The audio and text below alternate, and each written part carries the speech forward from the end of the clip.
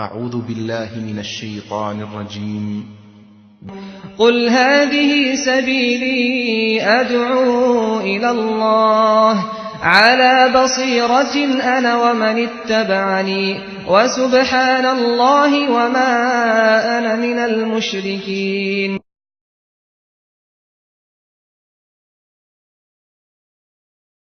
إن الحمد لله نحمده ونستعينه ونستغفره ونؤمن به ونتوكل عليه ونعوذ بالله من شرور أنفسنا ومن سيئات أعمالنا. من يهده الله فلا مضل له ومن يضلله فلا هادي له، وأشهد أن لا إله إلا الله وحده لا شريك له، وأشهد أن محمدًا عبده ورسوله أرسله بالحق بشيرا ونذيرا.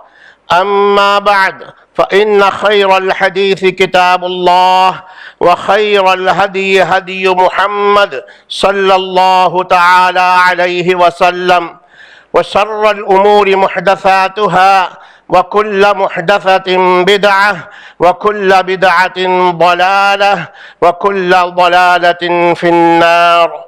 أعوذ بالله من الشيطان الرجيم. بسم الله الرحمن الرحيم. يا أيها الذين آمنوا اتقوا الله حق تقاته ولا تموتن إلا وأنتم مسلمون. يا أيها الناس اتقوا ربكم الذي خلقكم من نفس واحدة وخلق منها زوجها وبث منهما رجالا كثيرا ونساء، واتقوا الله الذي تساءلون به والأرحام إن الله كان عليكم رقيبا. يا أيها الذين آمنوا اتقوا الله وقولوا قولا سديدا يصلح لكم أعمالكم ويغفر لكم ذنوبكم، ومن يطع الله ورسوله فقد فاز فوزا عظيما. قال الله تبارك وتعالى في محكم تنزيله: هل أتى على الإنسان حين من الدهر لم يكن شيئا مذكورا. اس مختصر سی حمد و صلات کے بعد محترم حاضرین کرام اور خواتین اسلام، قرآن مجید کی 114 صورتوں میں ایک صورت جس کے دو نام ہیں، ایک نام ہے الانسان، دوسرا نام ہے الدہر، سورۃ الانسان اور سورۃ الدہر، اور یہ دونوں نام اور اس سورت کی پہلی ہی آیت کریمہ میں موجود ہے۔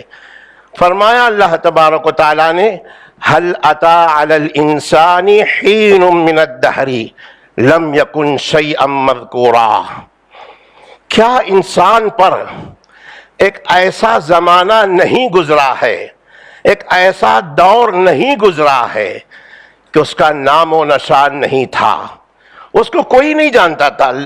لم یکن شیئا مذکورا، اس کا ذکر ہی نہیں تھا. انسان کا دنیا میں آنے سے پہلے، ماں کے پیٹ سے دنیا میں آنے سے پہلے، وجود سے پہلے، تخلیق سے پہلے کا جو دور ہے، جو زمانہ ہے، اس کی طرف قرآن مجید نشاندہی کر رہا ہے کہ انسان تیری زندگی کی حقیقت کو سمجھ لے کہ پیدا ہونے سے پہلا ایک زمانہ گزرا ہے. آنے سے پہلے نہ باپ جانتا تھا، نہ ماں جانتی تھی، کوئی انسان اس کو جانتا نہیں تھا، سمجھتا نہیں تھا کہ کون آنے والا ہے ہمارے خاندان میں، ہمارے گھرانے میں. بیٹا ہوگا، بیٹی ہوگی، اچھا ہوگا، برا ہوگا، کیسا ہوگا، کوئی نہیں جانتا تھا. لم یکن شیئا مذکورا. بعض مفسرین نے اس زمانے کو عدم کے زمانے سے تعبیر کیا ہے، اور بعض نے ایک وجہ سے موت سے بھی تعبیر کیا ہے. بہرحال پیدا ہونے سے پہلے کے زمانے کو یاد کرو کہ تمہارا نام و نشان نہیں تھا، کوئی نہیں جانتا تھا. اب دنیا میں آنے کے بعد یہ زندگی بھی عدم کے بعد وجود آیا ہے تو بھی کیسا وجود ہے. ایک ہے اللہ تبارک و تعالیٰ کے ذات گرامی، وہ ایسا حی قیوم ہے کہ وہ ہمیشہ سے زندہ ہے، اس کی زندگی میں عدم ہے ہی نہیں، معدومیت ہے ہی نہیں۔ جیسے انسان پیدا ہونے سے پہلے معدوم تھا، عدم میں تھا، اس کا کوئی ذکر نہیں تھا، اللہ کی ذات ویسی نہیں ہے۔ اللہ تبارک و تعالیٰ کی ذات معدومیت سے، عدمیت سے محفوظ، مبرہ، پاک ہے، اس کے حیات میں عدم کا کوئی تصور ہی نہیں، لیکن ہماری حیات سے پہلے عدم موجود ہے۔ اور اللہ تبارک و تعالیٰ جیسے اس کی حیات ہمیشہ سے ہے اور ابد الآباد ہمیشہ رہے گی، نہ موت اور نہ عدم، نہ معدومیت، کسی قسم کا تصور اس کی حیات میں نہیں، بلکہ حیات کاملہ اللہ تبارک و تعالیٰ کی حیات ہے۔ اور یہ انسان ذرا غور تو کریں، ہم اللہ تبارک و تعالیٰ کے کیسے مجبور ہیں، محکوم ہیں، مخلوق ہم اللہ تبارک و تعالیٰ کے دربار میں کیسے مجبور محض ہیں۔ انسان دنیا میں اس عدم سے وجود میں آ جاتا ہے، جو ہی وجود میں آتا ہے اس کے ساتھ زوال اور فنا دونوں منسلک ہیں۔ جو ہی پیدا ہوا اسی گھڑی سے زوال پذیر ہے۔ مثال کے طور پر ماں کے پیٹ میں 4 مہینے کے عرصے ہی میں اللہ تبارک و تعالیٰ اس کی عمر لکھ دیتا ہے، اور وہ عمر لے کر کے آتا ہے۔ ماں کے پیٹ سے پیدا ہونے کے بعد ایک دن گزر جاتا ہے تو گویا کہ اس کی عمر سے ایک دن نکل گیا۔ ہر آن، ہر دن، ہر مہینہ، ہر سال وہ زوال پذیر ہو رہا ہے۔ یہ نہیں ہے کہ جو بڑا ہو رہا ہے، اللہ تعالیٰ کی عطا کردہ عمر میں کمی واقع ہو رہی ہے، اور پھر عمر کے زوال کے ساتھ ساتھ زندگی میں جتنے حالات آتے ہیں وہ سب زوال پذیر، سب زوال پذیر۔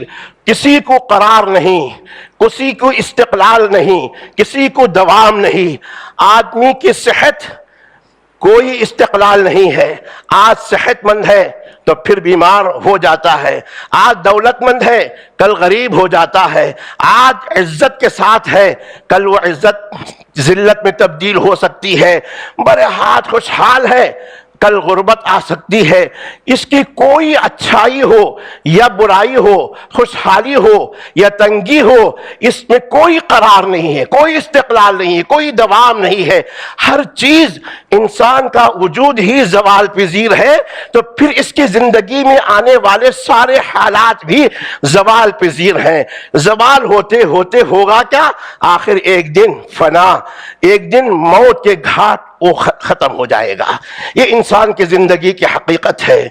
کسی عربی شاعر نے کیا خوب کہا کہ الموت قدح کل نفس شاربہ۔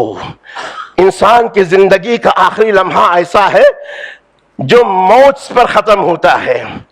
ہر متنفس کو اس موت کے پیالے سے پینا ضروری ہے۔ موت ایک پیالہ ہے پینے کا، اس میں پینا ہر ایک آدمی کے لیے ضروری ہے۔ والقبر باب کل نفس داخلہ، اور قبر ایک دروازہ ہے، اس دروازے میں داخل ہونا ہر ایک متنفس کے لیے ضروری ہے۔ یہ دنیا کی حقیقت۔ اور کیا اللہ کے پیارے حبیب محمد رسول اللہ صلی اللہ علیہ وسلم نے ہمیں رات اور دن، سوتے اٹھتے بیٹھتے ہمیشہ اپنی زندگی کی حقیقت کو جاننے اور ابد الآباد والی زندگی کی تیاری کرنے کا حکم دیا۔ آج ہم سوتے ہیں، لیٹتے ہیں، اللہ کے نبی علیہ السلام نے کیا حکم دیا؟ یہ دعا پڑھتے ہوئے سویا کرو، اللہم بسمک اموت و احیا۔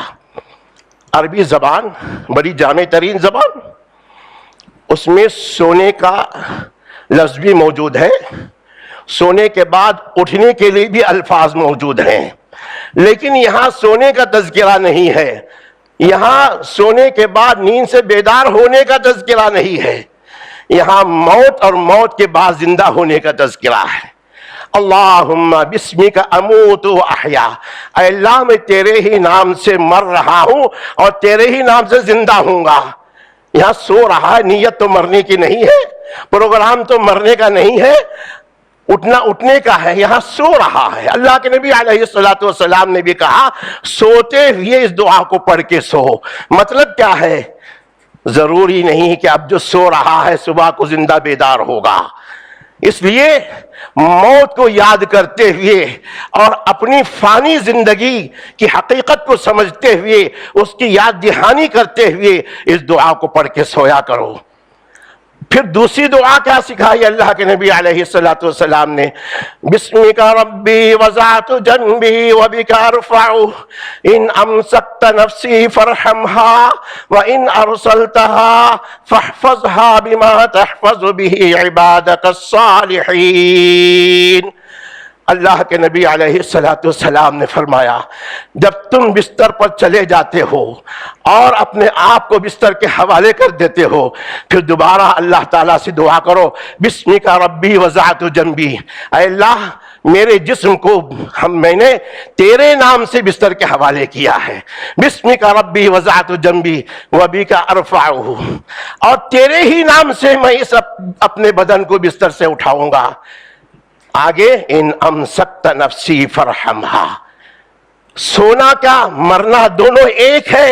اے اللہ میری روح تیرے ہاتھ میں ہے، اگر تو یہ ہمیشہ کے لیے روک لیتا ہے میری روح کو، موت میں تبدیل کر دیتا ہے، ان امسکت نفسی فرحمہا، اس پر رحم کرنا، مغفرت کرنا، مہربانی کرنا، جنت نصیب کرنا۔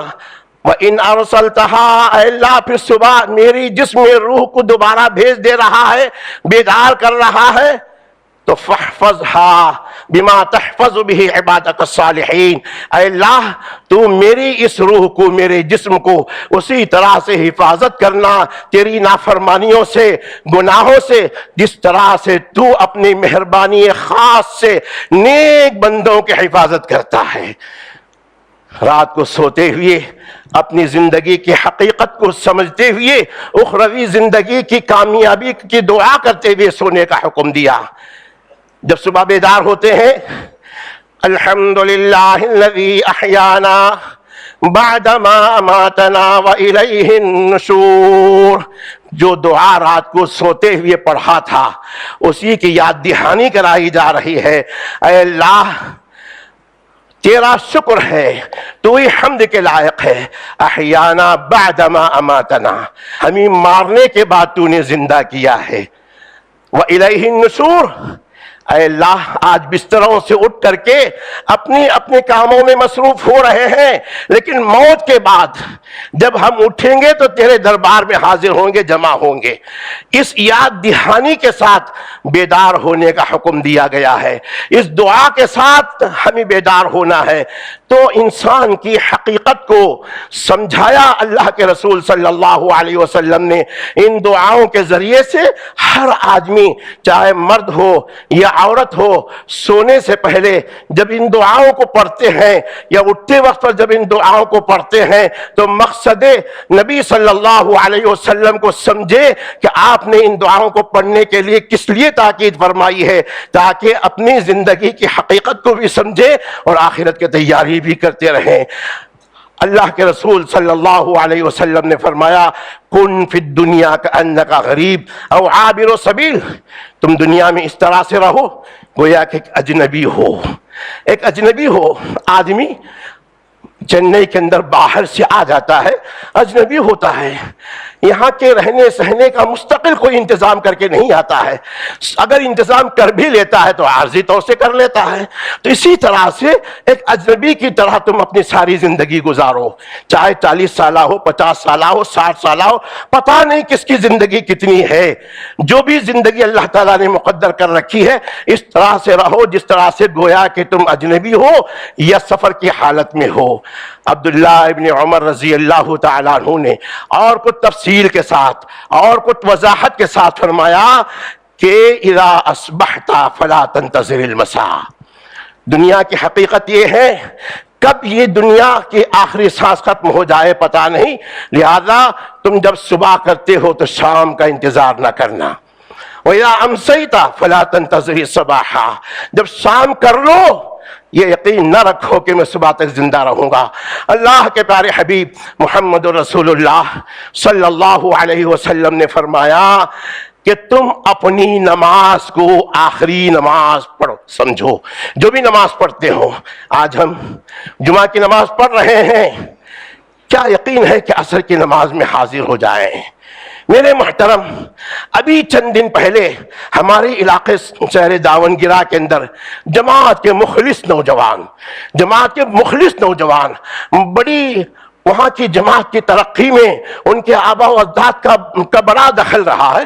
نوجوان آدمی ظہر کی نماز جماعت کے ساتھ پڑھ کے گھر جا رہے ہیں، راستے ہی میں اللہ تعالیٰ کا بلاوا آیا، کوئی وہم و گمان تک نہیں، نہ اس سے پہلے کوئی بیمار ہے، نہ اس سے پہلے کوئی شکایت ہے۔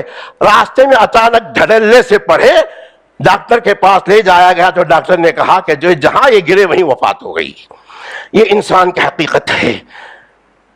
فرمایا عبداللہ ابن عمر رضی اللہ تعالیٰ عنہ نے کہ اذا اصبحت فلا تنتظر المساء واذا امسیت فلا تنتظر الصباح، صبح کرے تو شام کا انتظار مت کرو، شام کر رہے ہو تو صبح کا انتظار مت کرو، اس لیے کہ دنیا کی زندگی کی حقیقت یہی ہے کہ آدمی ہر وقت، جیسا کہ اللہ کے رسول صلی اللہ علیہ وسلم نے فرمایا کہ تم اپنے آپ کو مردوں میں شمار کرو، زندوں میں نہیں۔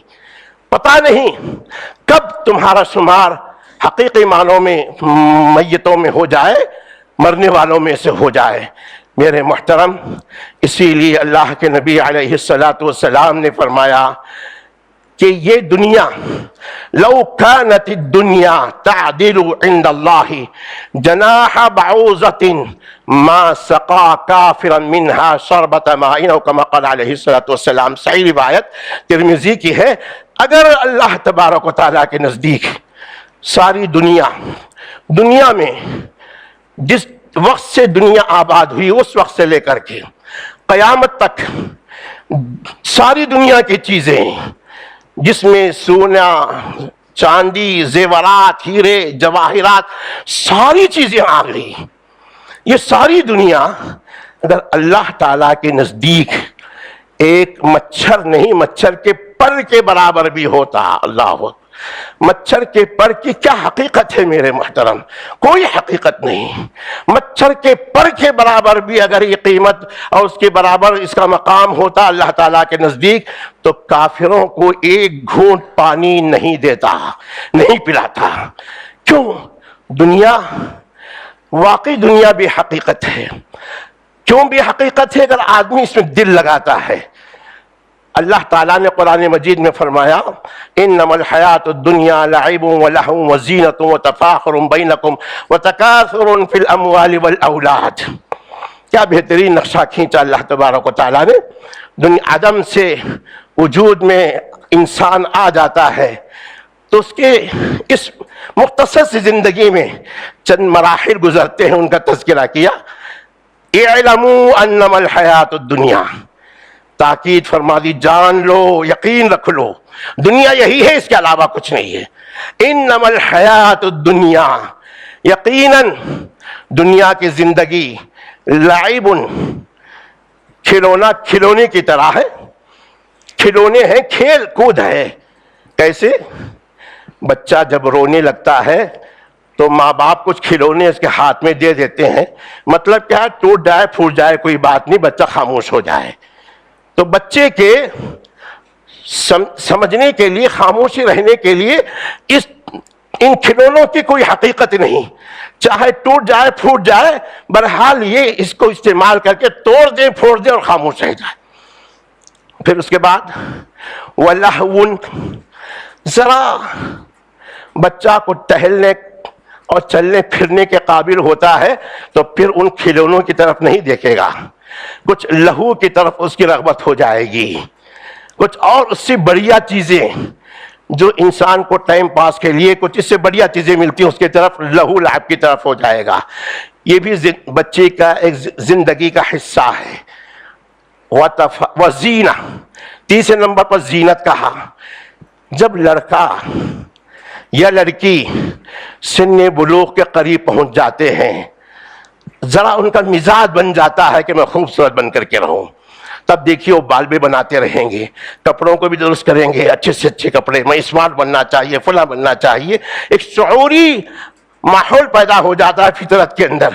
اللہ تعالیٰ نے کہا کہ اس کے بعد لہو لعب کے بعد ان کے مزاج میں زینت، خوبصورتی کا رجحان پیدا ہو جاتا ہے۔ وَتَفَاخُرٌ بَيْنَكُمْ، اس کے بعد اس کے ذریعے سے آدمی آپس میں ایک دوسرے پر فخر و مباحات کرنے لگ جاتا ہے، میں اچھا ہوں یا تو اچھا ہوں، تجھ سے میں اچھا ہوں، اس طرح سے آپس میں ایک دوسرے سے آگے بڑھنے، فخر و مباحات کا تصور پیدا ہو جاتا ہے۔ اس کے بعد شادی ہو جاتی ہے، کمانے لگ جاتے ہیں، اولاد ہو جاتی ہے، وَتَكَاثُرٌ فِي الْأَمْوَالِ وَالْأَوْلَادِ، اولاد اور مال میں ایک دوسرے میں زیادہ بڑھنے کا شوق پیدا ہو جاتا ہے۔ یہی خواہشات، کوئی خواہش ہمیشہ کی نہیں ہے، لعب کی بھی چند روزہ، لہو کی بھی چند روزہ، زینت کی بھی چند روزہ، اور تفاخر کی بھی چند روزہ، اور تکاثر کی بھی چند روزہ۔ اللہ تعالیٰ نے کہا وَمَا الْحَيَاةُ الدُّنْيَا إِلَّا مَتَاعُ الْغُرُورِ، یہ دنیاوی سامان ہے، استعمال کے لیے ہے، چاہے بیوی ہو، اولاد ہو، مال ہو، نوکری ہو، تجارت ہو، جاہ و ملال ہو، جو بھی ہو، یہ سب دنیا کی ضروریات کے لیے ہے۔ اگر آدمی ضرورت کے حد تک ان چیزوں کا استعمال کرتا ہے تو انہی چیزوں کے ذریعے سے جنت حاصل کر سکتا ہے۔ اگر اس کو دل میں جگہ دے لے، یہی سب کچھ سمجھ جائے تو جنت سے محروم ہوگا، اور آخر کار ہوتے ہواتے اللہ کی ناراضگی کا سبب بن جائے گا۔ آئیے مجھے ایک اہم بات یاد آ گئی، اب تاکہ اس مضمون سے بہت ہی سبق آموز واقعہ۔ ریاض میں ہمارے ایک مولانا رہتے ہیں، انہوں نے قریب میں بتایا کہ ریاض میں ایک بڑا مالدار آدمی رہتا ہے۔ اچانک اس کے خواب میں کسی نے آ کر کے بتایا کہ دیکھو فلاں کمپنی کے سامنے ایک فروٹ کا بیپاری ہے، اس کو اپنے ساتھ عمرے پر لے جائیے۔ میں تو کوئی نبی تو نہیں ہوں کہ اس خواب کو ایک ضروری سمجھوں، خواب کو خواب سمجھ کر کے خاموش رہا۔ پھر دوسری مرتبہ اسی قسم کی بات آئی، پھر بھی میں خاموش رہا۔ تیسری مرتبہ پھر جب یہی بات سامنے آئی تو ذرا میں توجہ کیا، اس کمپنی کے ملازم کو بلا کر کے کہا کیا آپ کی کمپنی کے سامنے کوئی فروٹ کا بیپاری ہے؟ کہا کہ ہاں ہے۔ ٹھیک ہے، اس کو لے کر کے آؤ۔ لایا گیا، کہا گیا کہ آپ کو میرے ساتھ عمرے پر آنا ہے۔ تعجب کرنے لگا کہ آپ کون، میں کون، کیسے آپ اچانک یہ خیال ظاہر کر رہے ہیں؟ کہا کہ بات یہ ہے کہ مجھے اس طرح سے 3 مرتبہ اشارہ دیا گیا، مناسب سمجھا کہ عمرے ہی کی تو بات ہے، ساتھ چلے آئیں گے۔ تو اس نے بیوی سے مشورہ کیا، بیوی نے کہا کہ چلو ایک اچھا عمل ہے، اچھی بات ہے، ایک غنیمت کا موقع ہے، ہم جیسے انسانوں کے لیے اپنے پیسوں سے جانا کہاں ہو سکتا ہے، کوئی بلا رہا ہے تو جا کر کے آ جائیے۔ نکلے ریاض سے، دونوں نکلے۔ ریاض سے نکلنے والوں کے لیے میقات احرام باندھنے کے لیے طائف ہوتا ہے، طائف میں گئے، دونوں نے مل کر کے احرام باندھ لیا۔ مکۃ المکرمہ پہنچے اور وہاں کعبے کا طواف کیا، 2 رکعت مقام ابراہیم پر ساتھ ساتھ نماز ادا کر لی، آب زمزم نوش کر لیا، صفا مروہ کی سعی کر لی۔ اس کے بعد دونوں نے مل کر کے بال بھی کٹوا لیے۔ اب رخصتی کا وقت آ ہی رہا تھا تو اس تاجر نے کہا کہ آپ یہاں تک لائے ہیں، شکریہ آپ کا، لیکن دل چاہ رہا ہے کہ اور 2 رکعت حرم میں نماز ادا کر لوں۔ کہا کہ ٹھیک ہے۔ دونوں مل کر کے دوبارہ حرم اندر تشریف لائے، دونوں نے نماز ادا کی، لیکن جو تاجر آدمی تھا، فروٹ کا بیپاری، پہلی رکعت دوسری رکعت سے فارغ ہوا، لیکن سجدے میں جو گیا سر اٹھایا نہیں، جلدی نہیں اٹھا پا رہا تھا۔ تشویش شروع ہو گئی۔ جب آخری وقت ہوا، انتہا کو انتظار ہو گیا تو آہستہ سے حرکت دی تو دھڑلے سے چٹ لیٹ گئے، اللہ کو پیارے ہو گئے تھے سجدے کی حالت میں۔ اسی وقت جو کو تیاری کرنا تھا تیاری کر لی اور میت کو ریاض واپس لایا گیا۔ تجہیز و تکفین و تدفین عمل میں آئی، لے جانے والے صاحب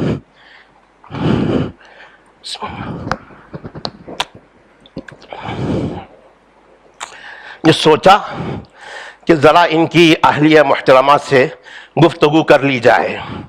تدفین کے بعد گھر جا کر کے اس میت کی اہلیہ سے پوچھا، بہن ایک بات میں پوچھنا چاہتا ہوں، آپ کے شوہر کا کوئی خاص عمل ہو تو بتائیے، کیونکہ کتنے لوگ آتے ہیں جاتے ہیں، خاص طور سے آپ کے شوہر کے تعلق سے مجھے بتایا گیا کہ عمرے پر لے جاؤ. عمرے کے ساتھ ساتھ ایسی خوش نصیبی کی موت حرم کے اندر حالت نماز میں سجدے کی حالت میں واقع ہوئی ہے. واقعی جو ہے اللہ تعالیٰ کے نزدیک کوئی برگزیدہ عمل کرتے آ رہے ہوں. کہا ان کی بیوی نے، بھائی صاحب آپ پوچھنے پر میں بتاتی ہوں، شاید میرے علاوہ کوئی اور نہ جانتا ہو اللہ کے علاوہ. وہ یہ ہے کہ میرے پڑوس میں ایک بیوہ خاتون رہتی ہیں، اس کے چند بچے بھی ہیں. جب کبھی بازار سے سودا سلف لانے کے لیے میرے شوہر بیاگ مانگتے، تھیلی مانگتے، تو میں ایک تھیلی دیتی. اللہ رحم کرے میرے شوہر پر، وہ کہتے کہ اور ایک بیاگ لے آؤ. 2 بیاگ لے جاتے، میں ایک دیتی وہ 2 مانگتے. سودا سلف لا کر کے سب سے پہلے بیوہ بہن کے دروازے پر کھڑے ہو کر کے سلام کرتے، دستک دیتے، کہتے کہ بہن یہ تمہاری بیاگ ہی اندر لے جاؤ. یہ معمول تھا میرے شوہر کا. یہی ایک عمل میں جانتی ہوں ان کا جو میرے سامنے ظاہر ہے. اور وہ میری بیوہ بہن یہ کہتی، اللہ آپ کو ایمان کی موت عطا فرمائے. عموماً کوئی احسان کرتا ہے تو ہم مال و دولت میں اضافہ ہو، اولاد میں اضافہ ہو، صحت میں اضافہ ہو، یہ دعائیں کرتے ہیں، بھی دعائیں ہونی چاہیے. لیکن بڑی دور رس خاتون تھی، علم میں دین رکھنے والی تھی. وہ کہا کرتی تھی کہ اللہ تجھ کو ایمان کی حالت میں موت دے، خاتمہ بالخیر فرمائے. شاید اسی عمل کی وجہ سے اور اس بیوہ خاتون کی دعا کی وجہ سے اللہ تبارک و تعالیٰ نے یہ خوش نصیبی میرے شوہر کو عطا کی ہے. تو میرے محترم، کہا کہ واقعی آپ جو کہہ رہی ہیں اسی عمل کی بنیاد پر اللہ تعالیٰ نے یہ خوش نصیبی ایسی ایمان کی حالت میں، حرم میں، حالت نماز میں اور سجدے کی حالت میں اللہ تعالیٰ نے ان کو اپنے دربار میں لیا ہے. تو واقعی ہم کو بہت ہی اچھی امید اللہ تعالیٰ کے دربار میں رکھنا چاہیے. پتہ نہیں میرے محترم اس مختصر سی فانی زندگی میں اللہ تعالیٰ کس کا کیا عمل قبول کرتا ہے، اس لیے کہ اسی مختصر والی زندگی میں ہمیں ابد الآباد کے لیے تیاری کرنی ہے. کل قیامت کے دن پوچھا جائے گا کہ تم نے دنیا میں کتنے دن گزارے، کتنے سال گزارے. ہم میں سے 500 سال گزارے ہوئے آدمی بھی ہوں گے جو پہلی امتوں کی عمریں ہوا کرتی تھی، اور اس سے کم والے بھی ہوں گے. کیا جواب دیں گے؟ ما لبثوا الا ساعة من نہار. اے اللہ ایک دن بھی نہیں، ایک دن کا کچھ حصہ، کچھ وقت ہم گزار کر کے آئے ہیں. تو اتنا مختصر سا وقت ہے اس فانی زندگی کا. اس زندگی کی حقیقت مختصر ہے اور فانی ہے، اور یہاں کی کوئی چیز ابدی نہیں ہے، کسی کو استقلال نہیں ہے، کسی کو قرار نہیں ہے.